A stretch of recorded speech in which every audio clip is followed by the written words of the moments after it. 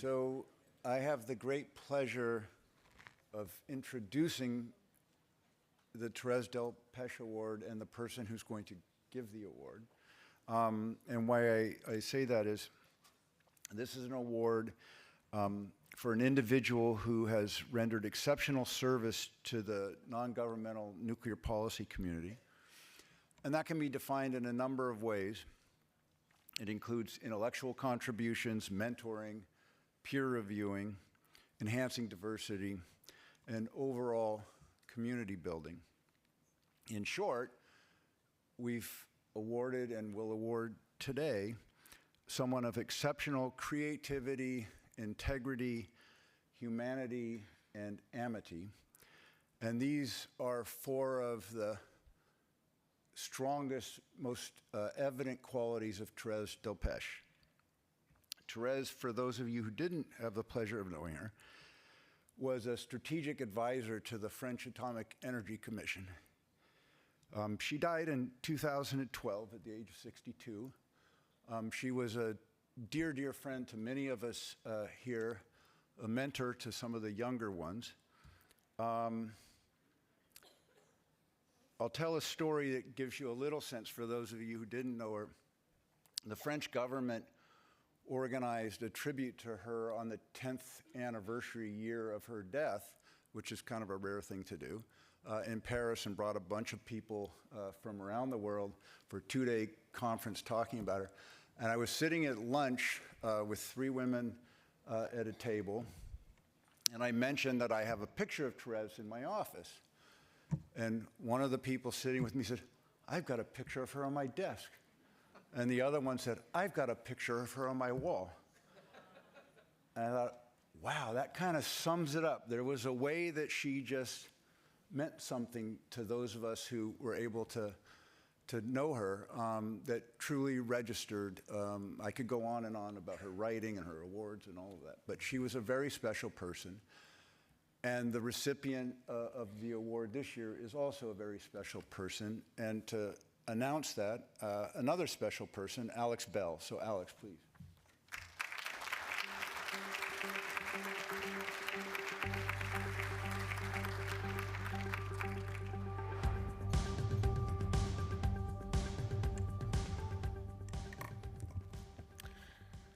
Hello. The Thérèse Delpech Memorial Award is unique in that the focus is not just on the individual accomplishments of the recipient themselves, but also on how they fostered expertise and growth in the nuclear community as a whole. To me and to so many others, there is a clear individual that absolutely personifies the ideal of this award, and that is Rose Gottemoeller.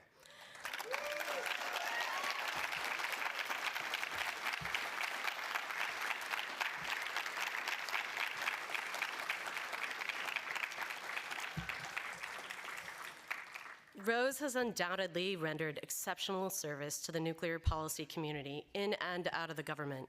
She is a champion for pragmatic and verifiable arms control. She remains a relentless optimist in the face of corrosive cynicism.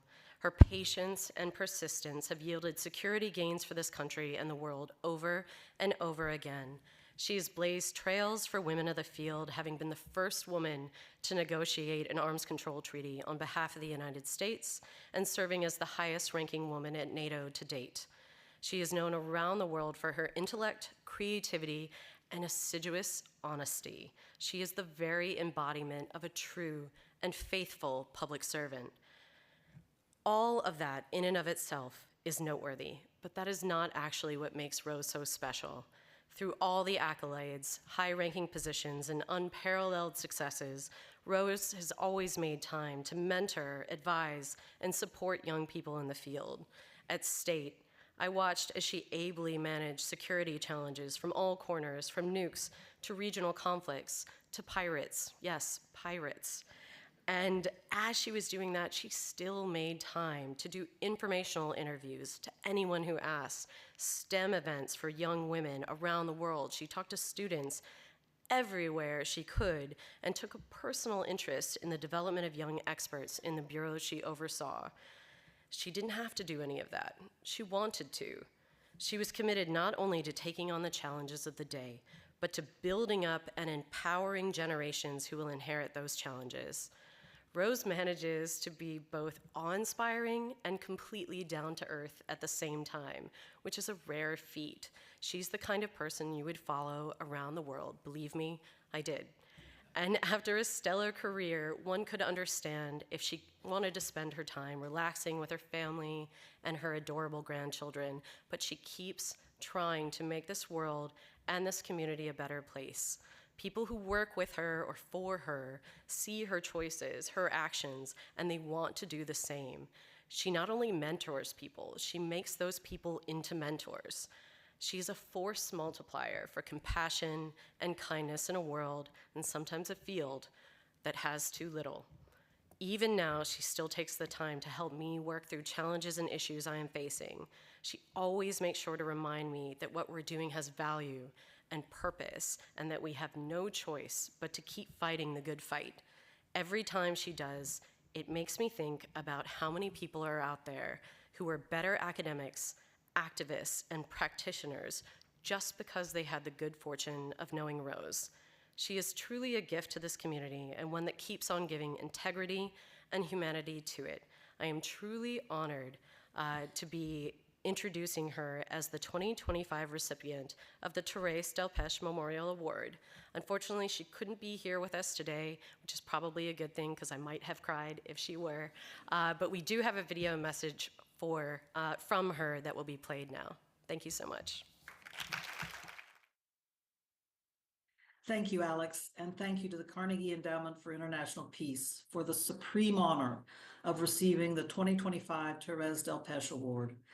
I wish I could be with you today to receive it in person, but a family responsibility is holding me in California. So here I am, looming over you like Oz, the great and powerful wizard. I hope I do not look too terrifying.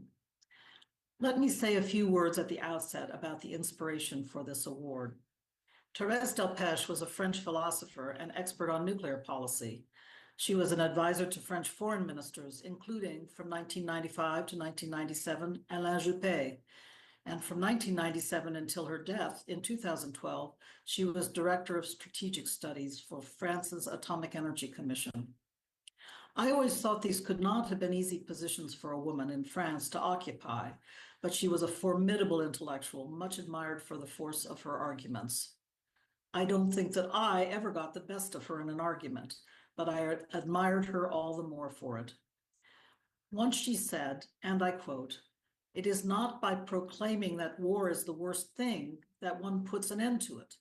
I find pathetic this form of magical thinking, for we must take into account the dangers visible on the horizon," end quote. She always saw clearly the dangers on the horizon stemming from nuclear weapons, working tirelessly to halt nuclear proliferation in Iraq and Iran. She went against the views of many colleagues in France and around the world when she supported George W. Bush's invasion of Iraq in 2003, but she was remaining true to her conviction that Saddam Hussein's efforts to acquire weapons of mass destruction had to be ended by whatever means possible. Although I was one of those opposed to her in this case, I greatly admired her intellectual honesty and willingness to take on all comers in defending her views. I learned a lesson from Thérèse Delpech in that moment that I have never forgotten. So I think about her today as I advance the heterodox view that nuclear arms control is not dead, nor is it dying. In fact, I believe that the president's clear interest in controlling, limiting, and even eliminating nuclear weapons is an opportunity for new life in our arms control work with both Russia and China. You may have seen my piece in Foreign Affairs on April 15th, where I make these arguments. With Russia, we should be pursuing nuclear arms limitation, including freezing the numbers of all nuclear warheads, deployed and undeployed, strategic and non-strategic. This was a freeze that President Trump and President Putin agreed already during Trump's first term in office. It can be renewed now as the foundation stone for a new treaty with Trump and Putin's stamp on it. The United States should have a different objective with China to convince Beijing that its interests lie in predictability and stability. Unlike Russia's weapons, China's nuclear forces are still far inferior to those of the United States. Although its forces are modernizing quickly, China will not become a nuclear peer for a decade or more. In the meantime, Washington should engage with Beijing to understand its objectives, create predictability about future force structure and modernization plans, and lower the risk of misunderstandings that could lead to a nuclear crisis. I wish I could be with you in the coming days to debate and discuss these issues. I will look forward to hearing all about it. And thank you once again to the Carnegie Endowment, to George Perkovich, James Acton, Toby Dalton, and all the other members of the team for this great honor. I'm very happy about it. I hope Thérèse is too. Thank you.